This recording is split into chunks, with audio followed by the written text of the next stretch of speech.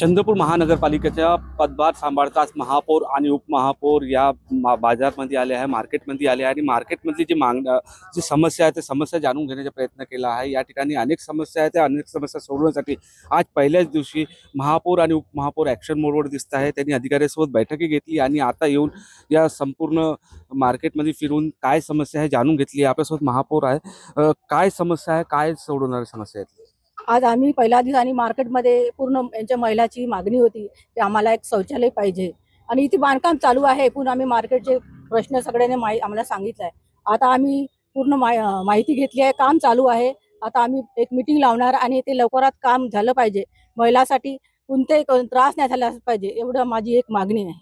आपल्याकडे उपमहापौर आहे, आपण महिलाशी भेटल्या, अनेक लोकांशी भेटल्या, या ठिकाणी समस्या जाणून घेतल्या, काय काय समस्या आणि कधीपर्यंत सोडणार?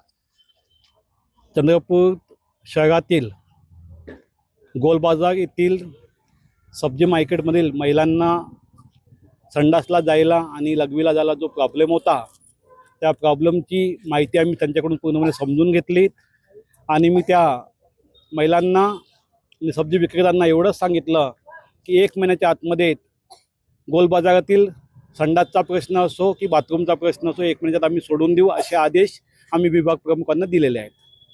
तर आपण बघितलं, सार्वजनिक ठिकाणी असताना महिलांना जो त्रास होतो, शौचालय असो या इतर समस्या असो, त्याचा त्रास हा सोडवण्यासाठी आता महापौर उपमहापौर प्रयत्न करत असल्याचे चित्र दिसत आहे।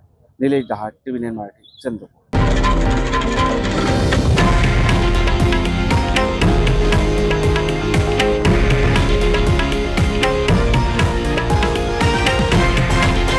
हे आहे देशातील नंबर 1 न्यूज नेटवर्क आणि आपण पाहत आहात TV9 मराठी, एकमेव।